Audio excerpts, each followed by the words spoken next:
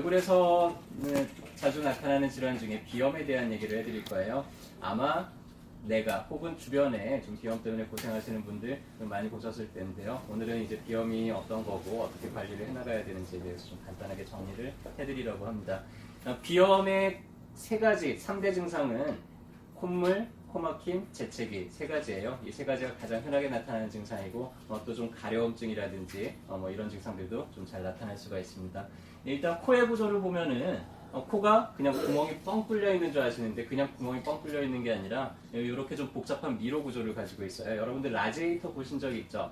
라지에이터가 보면은 이렇게 피만적을 넓히잖아요. 그래서 이 폐는 좀 너무 건조하거나 혹은 너무 차가운 공기를 싫어해요. 그래서 코로 바람이 들어오면서 최대한 표면적을 넓혀서 건조한 공기가 좀 충분히 습도를 머금을 수 있도록 그 다음에 차가운 공기가 충분히 따뜻해질 수 있도록 만들어서 폐로 안전하게 공기가 들어가도록 그리고 포털이 먼지를 걸러내면서 공기가 좀 깨끗하게 들어갈 수 있도록 하는 그런 안전장치가 이제 코입니다. 그래서 입으로 숨 쉬는 것보다 코로 숨 쉬는 게 훨씬 더 건강을 유지하는 데 도움이 된다는 건 그런 이유 때문에 그렇고요.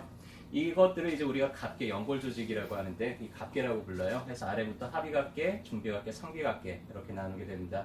코로 바람이 들어가는 길이 요 하비도로 통하는 공기가 한 30% 정도가 되고요. 다음에 중비도로 통하는 공기가 한 70% 정도, 한 1% 정도만 상비도까지 올라가서 냄새 맡는 신경을 자극을 하게 돼요. 그래서 상비도가 막히게 되면은 냄새를 잘 못 맡는 그런 증상이 생길 수도 있고요.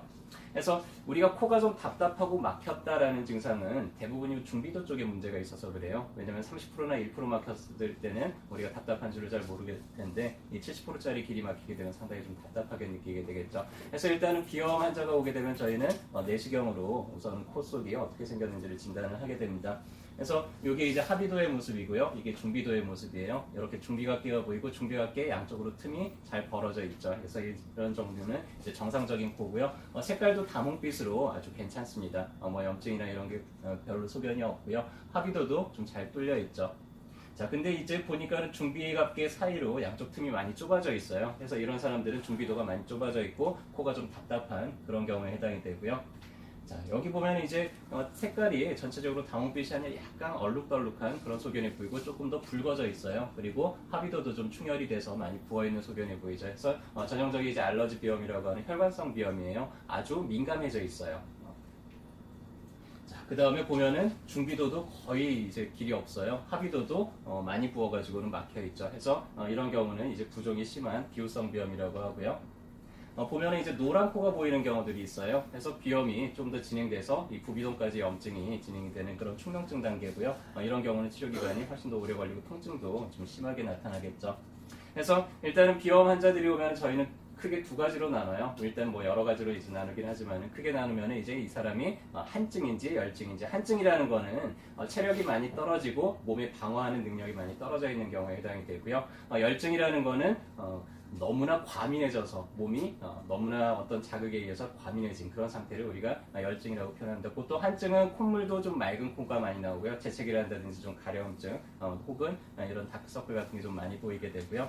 찬바람을 쐬거나 그럼 바로 재채기를 한다든지 이런 좀 민감한 반응들을 보이게 되고 주로 환절기 때 좀 많이 나타나는 편입니다. 환절기 때 우리가 기온 차이가 높잖아요. 아예 추울 때는 우리가 그냥 늘 따뜻하게 몸을 보호를 하는데 근데 환절기 때는 추웠다 더웠다 하니까 우리가 몸을 찬기에 잘 보호를 하지 못해서 이제 생기는 증상들이 많고요.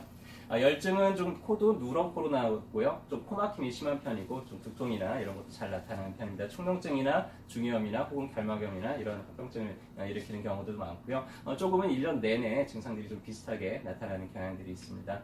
그래서 치료는 보통 크게 세 가지로 저희가 치료를 해드려요. 일단은 하나는 이제 집에서 자가 관리할 수 있도록 해서 코를 세척하는 게 비염을 치료하는 데 있어서 코질환을 치료하는 데 있어서 상당히 도움이 많이 됩니다. 왜냐하면 요새 같은 경우 보면 미세먼지 농도가 많이 높아졌잖아요. 우리나라 공기가 이제 과거에 비해서 좀 많이 안 좋아진 편이에요. 그러다 보니까 비염 환자들이나 코감기를 앓는 환자들도 과거에 비해서 상당히 많이 늘어나고 있습니다. 그래서 이 점막에 먼지가 붙어 있는 걸 그냥 가만 놔두기보다는 우리가 하루에 이렇게 세수하고 하듯이 같이 코 안을 자주 청소를 해주게 되면 그런 먼지들을 자꾸 청소를 해주게 되면은 코의 염증 반응이라든지 이런 예민도를 많이 떨어뜨릴 수가 있죠.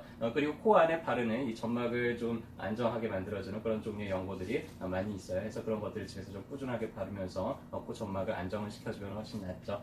그리고 한의원에 오시게 되면은 여러 가지 이제 외치료법들을 쓰는데 코가 막혔을 때는 직접 코를 뻥 뚫어주는 방법들도 있고요. 혹은 코가 너무 예민해졌을 때 그런 예민해진 것들을 조금씩 이제 자극을 줘가면서 좀 자극에 둔감해지도록 그렇게 탈감작시켜주는 치료 방법들도 있고요. 여러 가지 이제 약침들로 증상에 맞춰서 그런 문제들을 해결을 하는 방법을 쓰기도 하고요. 젤 타입으로 만든 이런 한약액을 넣어서 코 점막을 좀 꼬들꼬들하게 해서 콧물이 너무 과다하게 분비되지 않도록 하는 증상에 맞춰서 이제 치료하는 그런 여러 가지 방법들도 있습니다. 하지만은 대부분의 원인은 폐가 약해져서 폐가 자기 기능을 하지 못해서 코에 문제가 나타나요. 그래서 코만 보고 치료를 하면은 금방 증상이 좋아지는 듯 하다가 또 금방 다시 재발이 되고 하는 거는 이 폐가 기운이 아직 온전치 못하기 때문에 그러는데요. 그렇게 이제 폐 기능이 많이 떨어져 있는 경우, 폐가 많이 상해져 있는 경우는 한약을 한두 달 정도 좀 꾸준히 써서 폐 기능을 어느 정도 회복을 시켜주고 나면은 코의 증상들도 저절로 좋아지는 편입니다. 그래서 보통 치료 기간은 2달 정도 걸려요. 좀 심한 경우는 석 달 정도 걸리고요. 보통 그렇게 치료하고 나면은 재채기 하거나 콧물 나거나 코 막히거나 이런 증상들은 거의 대부분 완화가 되고요. 그리고 나면은 매년 3월달, 매년 9월달 이제 환절기가 막 시작할 때 그때 정도 이제 1년에 2번 정도 이렇게 한 달 정도씩 내원을 하셔가지고 한 2년 정도를 이렇게 꾸준히 관리를 하고 나면 대부분 이제 완치가 가능한 질환입니다. 네.